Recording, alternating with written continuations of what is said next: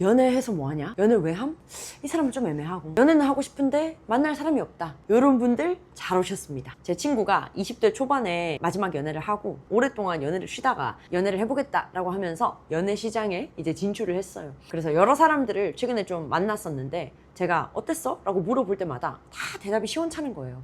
뭐 이 사람은 괜찮은 것 같은데 이래가지고 좀 애매하고 나도 내 마음을 모르겠다 이런 식으로 얘기를 하다가 친구 입에서 이런 말이 나왔어요. 나도 내가 어떤 사람을 원하는지 모르겠어. 이런 생각, 제 친구와 같이 내가 어떤 사람을 만나고 싶은지 모르겠어 라는 생각을 가지고 있는 분들이 꽤 많으실 것 같아요.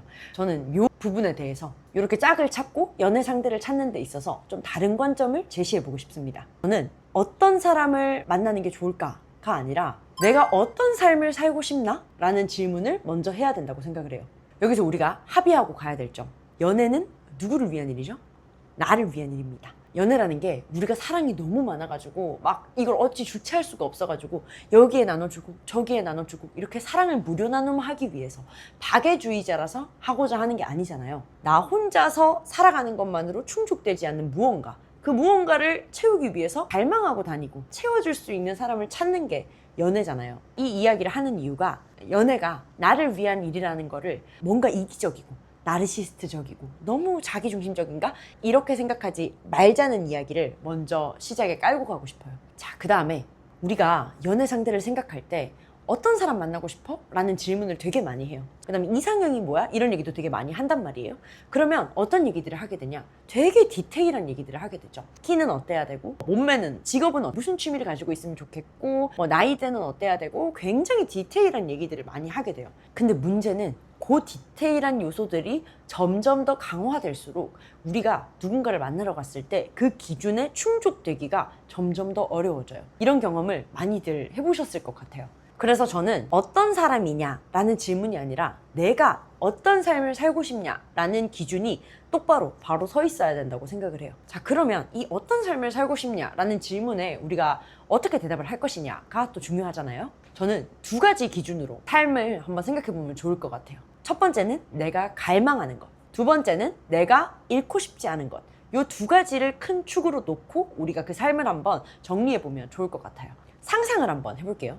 나는 지금 혼자예요. 근데 10년 뒤에 내가 누군가와 함께 있어요. 그 사람과 함께 살아가는 내가 원하는 일상의 모습, 삶의 한 조각이죠. 아침에 일어나서부터 자기 직전까지 그 하루를 한번 상상을 해보는 거예요. 그래서 내가 아침에 일어났을 때는 어떤 텐션이고, 아침으로는 뭘 먹고 싶고, 일과를 끝내고 집에 돌아와서는 어떻게 저녁을 먹고 싶고, 어떻게 스트레스를 풀고 그런 시간을 보내고 싶은지, 각자 시간을 보낼 건지, 함께 운동을 하러 갈 건지, 그걸 쫙 상상하고 나서 한번 질문을 던져보는 거예요. 두 개의 질문. 첫 번째는 내가 바라는 그 10년 뒤의 내 삶의 모습에 있어서 나 혼자서는 절대 할 수 없는 게 있을 거예요. 내가 시간이 지나면서 나 혼자서도 충분히 충족할 수 있는 부분도 있지만 나 혼자서는 채울 수 없는 어떤 삶의 측면이 있겠죠? 그게 바로 내가 갈망하는 부분이겠죠. 내 옆에 있을 짝, 배우자, 연인, 그 사람이 나한테 채워줘야 될 거.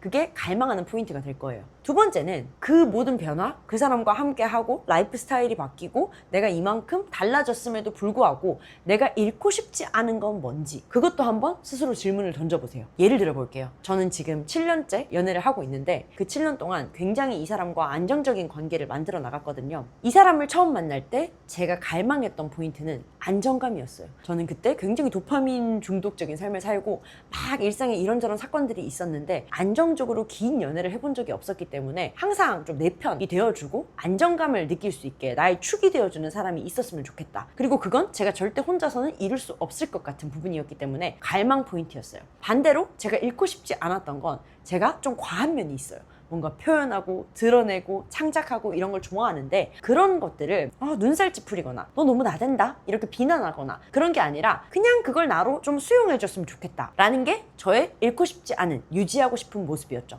반면에 저의 짝은 어떤 갈망을 가지고 있었냐, 나의 일상이 너무 단조롭고 굉장히 항상성이 있는 사람이야. 근데 다채롭고 다양한 경험을 통해서 좀 성장하고 싶다, 좀 다른 궤도로 가보고 싶다라는 갈망을 가지고 있는 사람이었던 거예요. 그러니까 제가 유지하고 싶은 포인트가 그 사람의 갈망과 연결되죠. 제가 갈망하는 거, 항상성 있고 안정적이고 축이 되어주는 거, 그 사람의 성향과 연결이 되는 거예요. 이런 식으로 저희가 바라는 삶에 있어서 이 두 가지 포인트의 기준이 딱 맞다 보니까 저희들의 연애가 처음부터 굉장히 안정적으로 굴러갔었어요. 그런데 지금 저희가 이렇게 연애하는 모습을 보면 사람들은 굉장히 둘이 유머 코드가 너무 잘 맞고 어떻게 이렇게 재미있게 사냐 이런 얘기들을 많이 하거든요. 근데 저희가 첫 만남 때는 이렇게 깔깔 웃고 이렇지 않았어요. 왜 그럴까? 라고 생각을 했을 때 연애가 두 사람이 함께 집을 만들어가는 과정이라고 생각하면 저는 내가 어떤 삶을 살고 싶은지에 대한 이 두 가지 기준, 요게 결국에 집의 대들보 역할 또는 집안 역할을 한다고 생각하거든요. 우리 두 사람이 유머 코드가 너무 잘 맞을 수 있어요. 근데 기준이 어긋나고 상충하고 때로는 내 기준이 저 사람의 기준을 무너뜨리기도 해요. 그러면 아무리 유머 코드가 잘 맞아도 웃을 수가 없어요. 내가 갈망하는 게 하나도 안 채워지고 내가 유지하고 싶은 걸 저 사람이 지속적으로 부수려고 하는데 이 사람이 농담 하나 한다고 웃음이 나겠습니까? 안 나죠.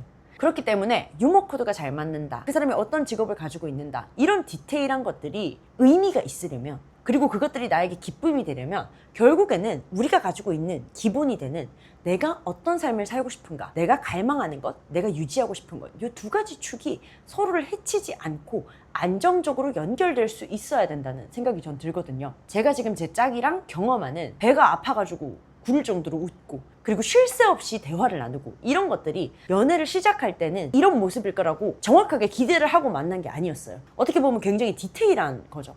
근데 이 기반이 잘 연결이 되어 있으니까 생각지 못한 디테일한 즐거움들이 계속 생겨나더라고요. 그래서 어떤 사람, 이런 조건을 가지고 있는 사람, 이런 목록에 우리가 집중하기보다는 또 누군가를 만났을 때 다 좋은데 좀 재미가 없어, 유머 코드가 달라, 이렇게 디테일한 부분으로 그 사람을 평가하고 내 짝이 될 수 있을지 없을지 생각하는 게 아니라 좀 더 큰 관점에서 내가 원하는 삶, 내가 갈망하거나 지키고 싶은 것과 그 사람의 갈망하고 지키고 싶은 것, 그 두 개가 얼마나 잘 맞아떨어지는지 또는 얼마나 어긋나고 있는지를 기준으로 우리가 짝을 찾아보면 어떨까? 그러면 디테일을 따지는 시간은 조금 더 줄어들고 조금 더 빨리 본질에 가닿을 수 있지 않을까, 그런 생각이 들었습니다. 말이 길었죠? 저와 동명이인의 김연자 씨가 말한 것처럼 결혼은 선택이지만 연애는 필수라고 생각하는 사람으로서 조금 더 내가 행복한 연애를 하기를 바라는 마음으로 열심히 떠들어 봤습니다. 저는 연자였고요.